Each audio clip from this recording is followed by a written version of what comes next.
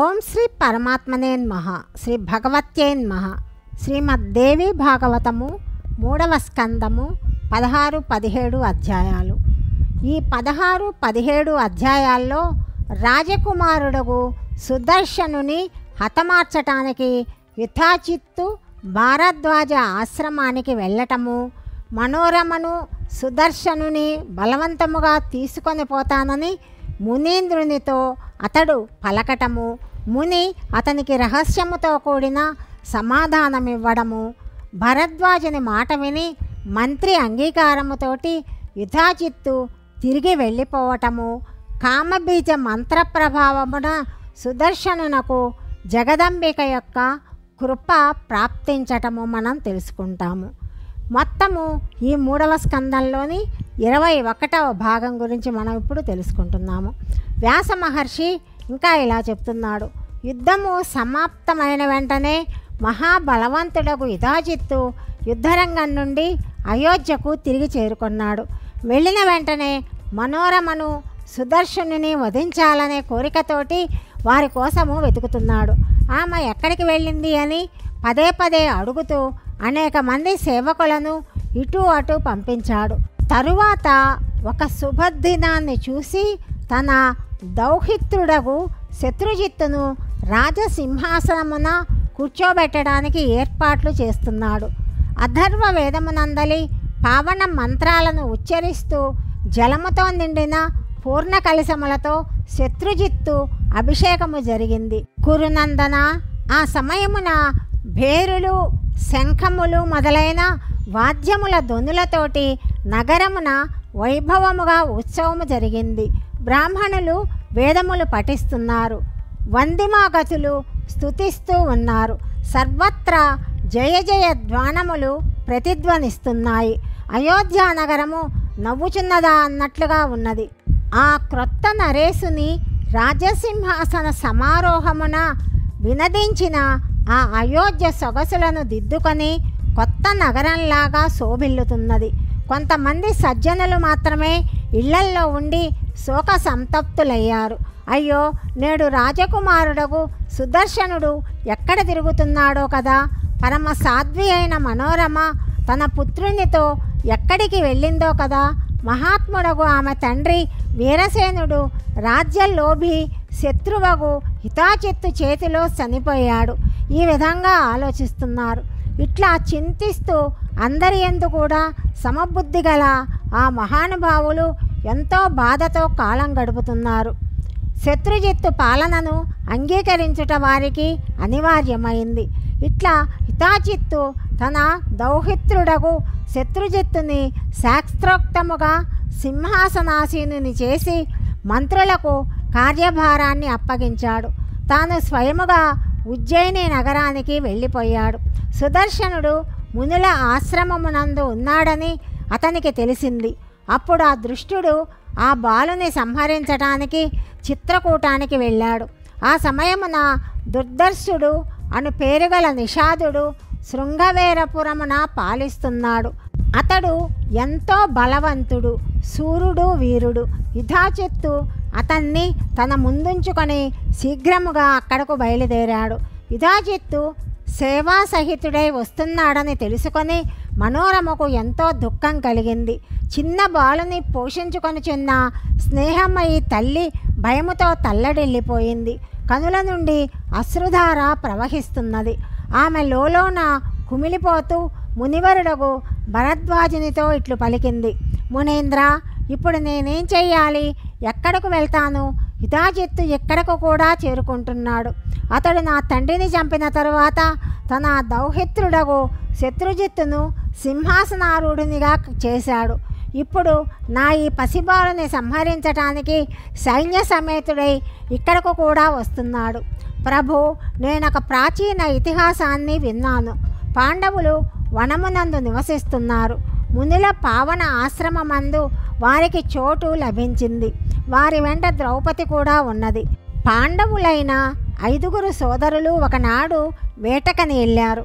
కేవలము ద్రౌపది మాత్రమే మునుల యొక్క పవిత్ర ఆశ్రమమున ఉన్నది. అక్కడ ధౌమ్యుడు, అత్రి, గాలవుడు, పైలుడు, జాబాలి, గౌతముడు, భృగువు, చవనుడు, అత్రివంశమునందలి కణ్ముడు, జతువు, క్రతువు, వీతిహోత్రుడు, సుమంతుడు, యజ్ఞదత్తుడు, వత్సలుడు, రాజాసనుడు, కహోడు, యువక్రీడు, యజ్ఞకృత్తు, వీరే కాక అనేక పుణ్యాత్ములకు మునులు ఆ పవిత్ర ఆశ్రమమున విరాజమానులై ఉన్నారు.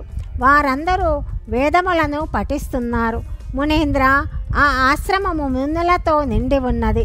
తన దాసీలతో కూడి సౌందర్యవతి అయిన ద్రౌపది నిర్భయముగా అక్కడ కాలము గడుపుతున్నది. అదే సమయమున మహాధైర్యవంతుడగు సింధుదేశపు రాజు జయద్రథుడు సైన్య సమేతుడై ఆ మార్గము నుండి ఎక్కడికో పోతున్నాడు. వేదధ్వనులు విని ముని ఆశ్రమమునకు వచ్చాడు. పుణ్యాత్ములకు మునుల వేదఘోష విని జయద్రథుడు వెంటనే రథము దిగి వచ్చాడు. ఆ మునులను దర్శించే కోరికతో అక్కడకు చేరాడు. అప్పుడు జయద్రథుని వెంట ఇరువురు సేవకులు ఉన్నారు. మునులు వేదపఠనమునందు లగ్నమై ఉండగా అతడు అక్కడనే కూర్చున్నాడు. ముని సమూహము చేత నిండి ఉన్న ఆశ్రమమునందు మహారాజుకు జయద్రథుడు చేతులు జోడించి కొంతసేపు కూర్చొని ఉన్నాడు. ఇంతలో అక్కడ కూర్చొని ఉన్న ఆ నరేశుని చూడటానికి చాలామంది స్త్రీలు, ముని భార్యలు తరలి వచ్చారు. వారి నోటి నుండి ఇతడెవరు అను మాటలు వినవస్తున్నాయి. ఆ స్త్రీలలో ద్రౌపదీదేవి కూడా ఉన్నది. ఆమె సౌందర్యవతి కాబట్టి రెండవ లక్ష్మిలాగా కనిపిస్తున్నది.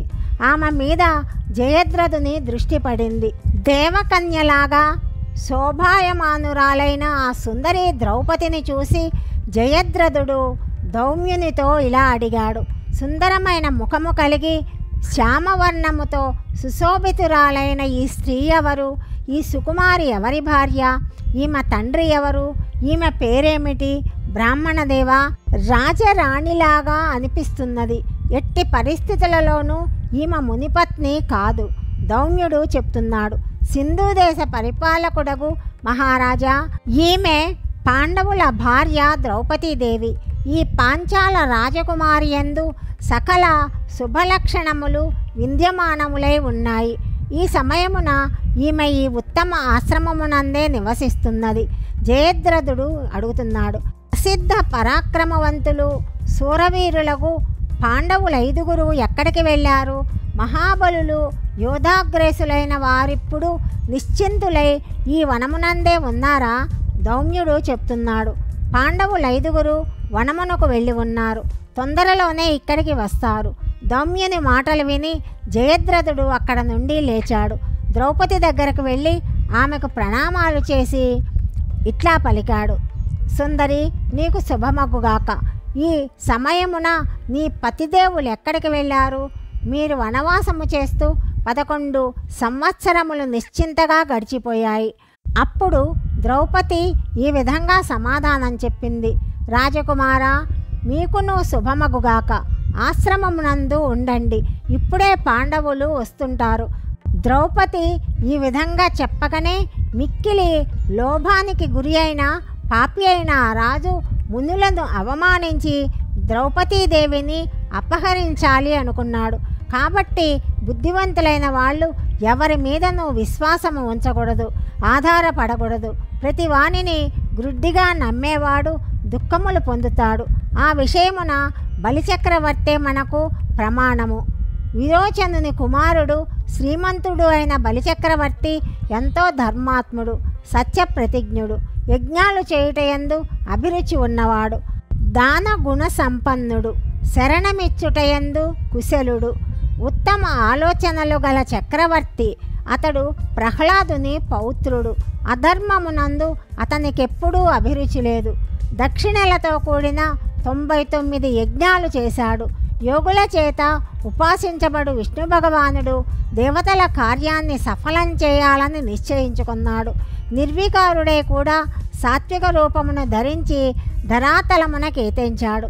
కశ్యపుని ఎంట అవతరించాడు. బలిని వంచటము కోసము శ్రీహరి వామనుని వేషము ధరించాడు. అతడు కపటము చేత బలిచక్రవర్తి యొక్క రాజ్యమును సముద్ర పర్యంతముగా కల ధరాతలమును చేచెక్కించుకొన్నాడు. విరోచనుని కుమారుడగు బలిచక్రవర్తి సత్యవాది. విష్ణు భగవానుడు ఇంద్రుని కార్యాన్ని సాధించటాని కోసము బలిచక్రవర్తిని వంచాడు. ఈ ప్రసంగమును నేను విన్నాను. సత్యమూర్తి అయిన విష్ణు భగవానుడే యజ్ఞమును ధ్వంసం చేసే ఆలోచనతో వామన రూపాన్ని ధరించి ఈ పని చేశాడు. అట్లాంటప్పుడు మానవులు ఏమైనా ఎందుకు చేయకుండా ఉంటారు? అందువలన మునీంద్ర, ఎప్పుడునూ ఎవ్వరిని కూడా నమ్మవద్దు. మనస్సులో లోభము ప్రవేశించగానే అట్టి వాళ్ళు ఎట్టి పాపము చేయటానికి కూడా భయపడరు. లోభము చేత బుద్ధి హతమార్చబడుతుంది. ఆ ప్రాణి అప్పుడు అనేక పాపాలు చేస్తాడు. మునీంద్ర, ఏ పని చేసేటప్పుడు కూడా వాళ్ళకి ఏమాత్రము పరలోకమును గురించిన భయం ఉండదు. లోభము చేత హతచిత్తులైన మానవులు ఇతరుల ధన మూలములను అపహరించటానికి మనోవాక్కర్మలతో తమ కార్యములందు నిమగ్నమవుతారు. చాలామంది నిరంతరము దేవతలను ఆరాధించి ధనాన్ని కోరుకుంటారు. దేవతలు స్వయముగా తమ చేతులతో ధనాన్ని ఇవ్వలేరు. కానీ వారి ద్వారా మానవుల కోరిన ధనాన్ని ఇతరుల నుండి వారికి వచ్చి చేరుతుంది. ఏదో ఒక నెపము చేత దేవతలు ధనమునియటయందు నేర్పరులు. వైశ్యులు ధాన్యము, వస్త్రములు మొదలైన అనేక వస్తువులను అమ్మడానికి ప్రోగు చేసుకుంటారు. నా సంపద మిక్కిలి అధికముగా వృద్ధి చెందాలి అని అభిలాషతోటి వారు దేవతలను పూజిస్తారు. మహాత్మా, ఈ వ్యాపారముతోటి ఇతరుల ధనాన్ని అపహరించు కోరికే కదా వాళ్లకున్నది. వ్యాపారి వస్తువులను కొనిన వెంటనే దానిని అధిక ధరకి అమ్మడానికి ప్రయత్నిస్తాడు.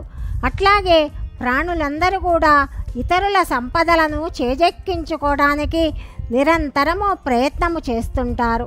బ్రాహ్మణోత్తమ, అట్లాంటప్పుడు విశ్వసించుట వలన ప్రయోజనమేమిటి?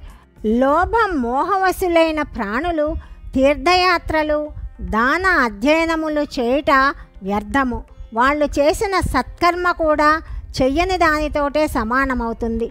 అందువలన మహానుభావ, ఈ పాపియు నరేశ్వరుడు అగు యుధాజిత్తును తిరిగి పంపివేయండి. విప్రోత్తమ, జానకీదేవి వాల్మీకి ఆశ్రమమున ఉన్నట్లుగా నేను కూడా నా పుత్రునితో కలిసి ఇక్కడ నిర్భయముగా నివసిస్తున్నాను.